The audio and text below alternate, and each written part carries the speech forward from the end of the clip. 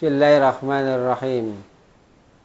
Assalamualaikum warahmatullahi wabarakatuh. Ada 5 sebab yang menjadikan terhapusnya dosa.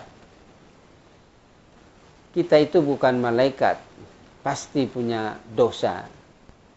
Dosa itu kadang disengaja, kadang tidak disengaja. Dosa itu kadang dari diri sendiri atau bisa juga dari orang lain. Dosa itu ada yang kecil dan juga ada yang besar.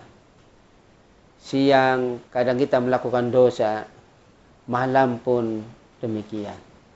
Karena itu pada kesempatan yang berbahagia ini, sahabatku rahimakumullah, ada 5 sebab di antara yang bisa menghapus dosa. Dosa apapun bisa dihapus yang pertama dengan bertobat. Walau anna ahlal qura amanu wattaqau lafatahna alaihim barakatim minas samai wal ardh.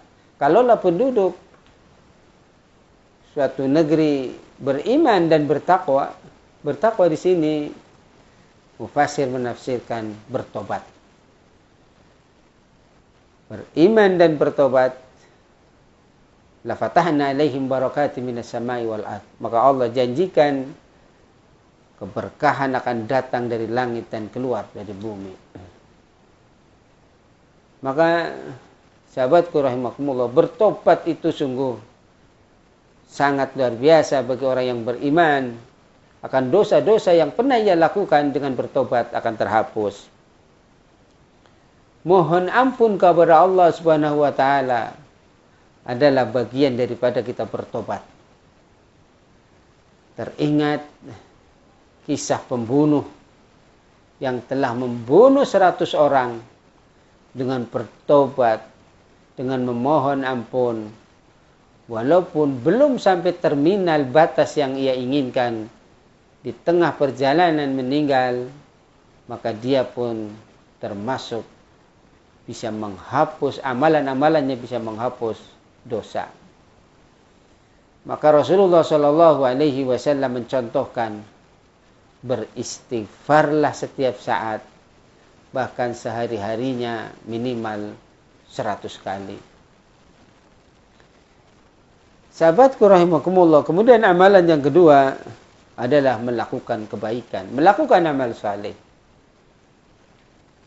Berwudu itu bisa menghapus dosa. Salat, antara salat yang satu dengan salat yang lain, itu bisa menghapus dosa. Kemudian puasa bisa menghapus dosa. Umrah, haji bisa menghapus dosa. Mencari ilmu, amar ma'ruf nahi mungkar bisa menghapus dosa. Jihad, berbakti kepada kedua orang tua, bahkan yang terkecil, yaitu membuang rintangan yang ada di jalan, itu juga bisa menghapus dosa. Membangun masjid, mengurusi masjid, sebagai takmir masjid, memakmurkan masjid, itu juga bisa menghapus dosa. Sahabatku rahimakumullah, banyak amalan-amalan yang saleh itu bisa menjadikan kita dosa-dosanya terhapus. Kemudian yang ketiga, sahabatku rahimakumullah, amalan yang bisa menghapus dosa adalah doa orang yang beriman. Idza da'a ar-rajul li akhihi bi dhuhril ghaib wa qalatil malaika amin walaka bimithli. Apabila seseorang mendoakan saudaranya yang muslim, yang beriman tanpa sepengetahuannya, maka malaikat pun akan mengamininya, bahkan mendoakannya seperti yang serupa. Kita akan dapat yang serupa. Walaka bimithli. Maka doa ini penting sahabatku. Salinglah mendoakan. Baik tidak diminta atau tidak meminta. Itulah bukti cinta dan kasih sayang sama orang yang beriman. Cinta itu menyayangi, cinta itu memberi. Maka berilah doa siang, malam, pagi, sore, dekat atau jauh. Sebagai sahabat yang baik adalah saling mendoakan. Sahabatku rahimakumullah.